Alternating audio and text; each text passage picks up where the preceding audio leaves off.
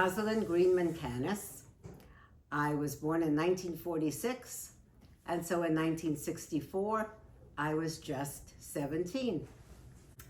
Howard Greenman, and I was born in 1952. So in February of 64, I would have been 10 and a half.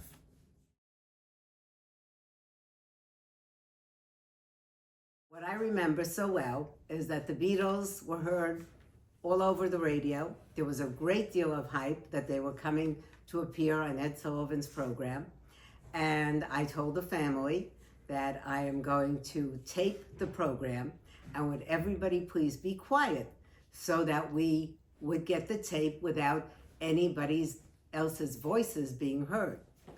It was so interesting. What I most remember about the performance is that the audience was filled with 13-year-olds, 14-year-olds, 15-year-olds, screaming girls, losing their minds, and you couldn't even hear the Beatles.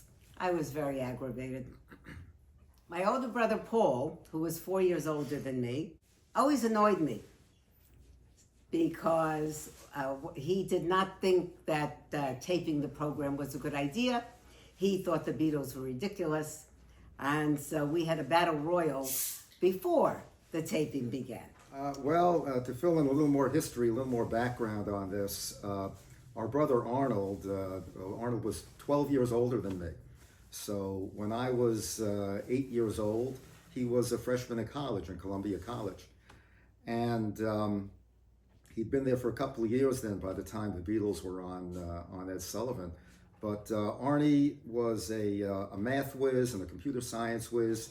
He was an electronics nerd, and he joined the student radio station at Columbia University. And they were getting rid of some old equipment.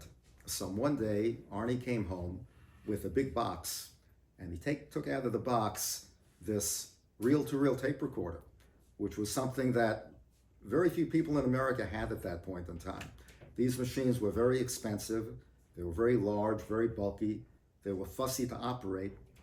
And back in those days, the only way to record sound was on a reel-to-reel tape recorder. There were no cassettes, there were no cell phones or laptops or anything like that.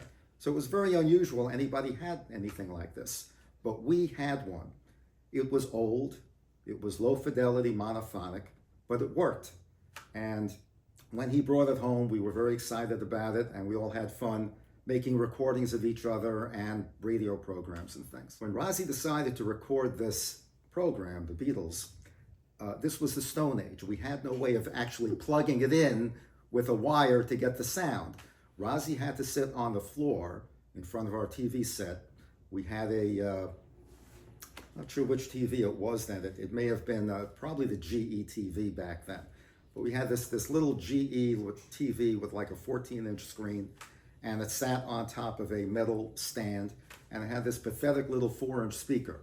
And she had this microphone, which was equally pathetic, and she's sitting there with this microphone in front of the 4-inch speaker on the floor, recording it like that. That's why we have this problem with everybody talking and getting it on the tape.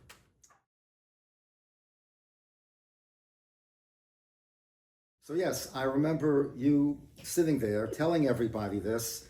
It was Dad and Mom and Paul and Bubby, our grandmother, and Rosie was explaining to everybody not to speak.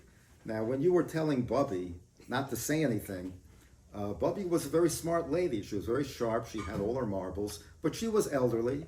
And just like today, elderly people like us don't understand the new technology. Bubby really had no concept of what you were speaking about. So you're trying to tell her, Bubby, don't talk because you'll get on the tape. And Bubby was gonna, favus, va? So that's what I remember about that. Another part of the story you left out was that Paul aggravated you, but I also aggravated you deliberately as well. And I didn't do anything to aggravate you that night because I also wanted to see the Beatles. But my part in it was that I just thought it was hysterical about you and Paul going at each other. And I was just laughing through the whole thing. There was one point where you got so upset, you actually got up and you ran out of the room crying. And I was such a brat, I sat there and I laughed. I thought it was hysterical.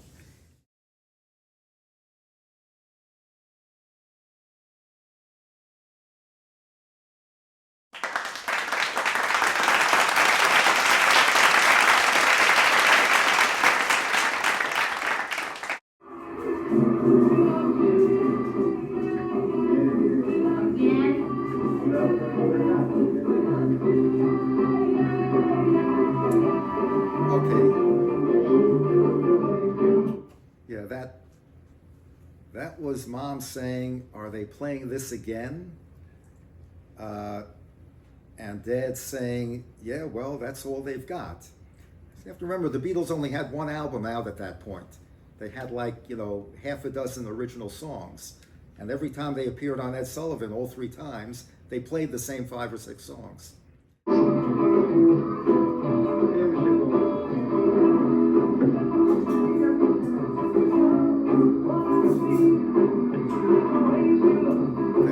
That's the track. Yeah, if you listen carefully, you can hear Paul saying, "Vier Mishigun," 4 insane Crazy people. Right. And he kept saying some other things, which I don't remember, and Dad was talking to him, and that's when you got up and ran away. and I just thought it was hysterical. I thought it was funny. That's the wonderful sympathy I get from my brother. He sees me crying. Well, he's laughing. Well, when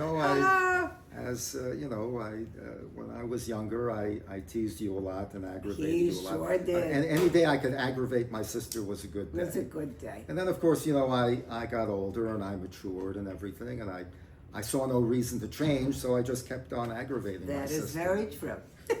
Give each other a hug.